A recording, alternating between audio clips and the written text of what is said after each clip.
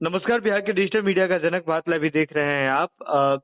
दिन भर आज बिहार की सियासत में हलचल तेज है तेजस्वी यादव जी के शादी को लेकर के, और जिस प्रकार से तेजस्वी यादव जी के मामा साधु यादव जी खुल करके आप सबके सामने आ रहे हैं, तेजस्वी यादव के लिए, लालू परिवार के लिए अपशब्द का प्रयोग कर रहे हैं, शाब्दिक मर्यादा को तार तार करते हुए दिख रहे हैं। तो ऐसे में राजद की ओर से ये पक्ष जाना जरूरी था। तो अभी हमारे साथ राजद के विधायक राहुल तिवारी जी मौजूद हैं। सर, जिस तरह से साधु यादव जी खुल करके बोल रहे हैं, शाब्दिक मर्यादाओं को तार तार कर रहे हैं, क्या कहना चाहिएगा इस पूरे प्रकरण पे? देखिए, लालू जी के बारे में या उनके परिवार के बारे में जो साधु जी वक्तव्य दे रहे हैं, जी, उससे तो हमको अब प्रतीत होता है कि इनको दरकिनार किया गया, इस पार्टी से एकदम सही किया गया था। जी, सोचिए, परिवार के बारे में अपने बच्चों बेटा के समान मान के चलिए कि तेजस्वी है, मीसा भारती है, जी, और उस परिवार में, और वो परिवार ऐसा परिवार है जो लालू जी के चलते साधु जी कहाँ से कहाँ पहुंच गए। जो पहचान पूरे देश में साधु जी की हुई, वो लालू जी की ही चलते, परिवार के चलते हुई।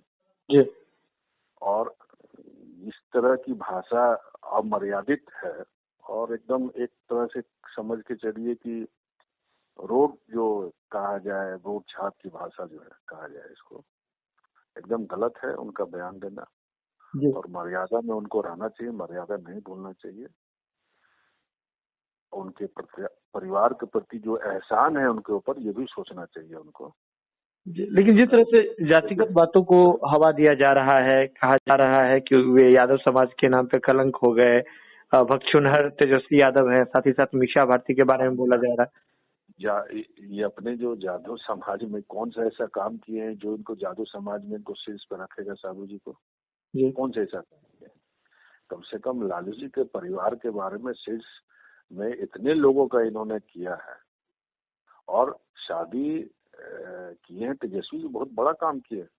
पॉलिटिकल, इतने बड़े पॉलिटिकल परिवार में रहने के बावजूद जो है, जो उनकी दोस्ती थी, जो शादी में तब्दील हुई, सोचिए कि राजनीतिक का कोई लाभ उठाने वाली बात नहीं सोच के जो वादा किए होंगे दोस्त को, और शादी किए, तो बहुत बड़ी बात है।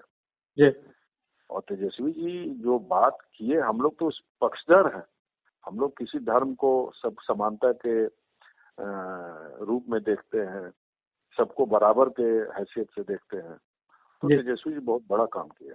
नहीं तो साधु यादव जी ये बात भी कहते हुए नजर आए आज कि जब जाति वाले बंधन को तोड़ रहे हैं तेजस्वी यादव, तो जातिगत जनगणना पे ये झूठ फूस का ये क्यों बनाया जा रहा है मौत जी?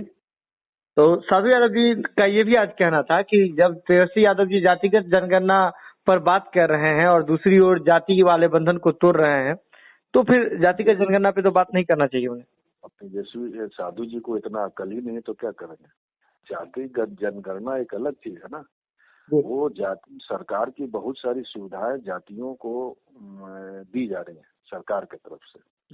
और जाति जनगणना इसलिए होनी चाहिए कि जो कमजोर वर्ग है, तो उनकी जो सरकार के द्वारा जो योजनाएं चल रही है, उनकी हैसियत से कम मिल रही है। तो इसीलिए जाति जनगणना होनी चाहिए, सबको पता लगे किसकी समाज में क्या हैसियत है।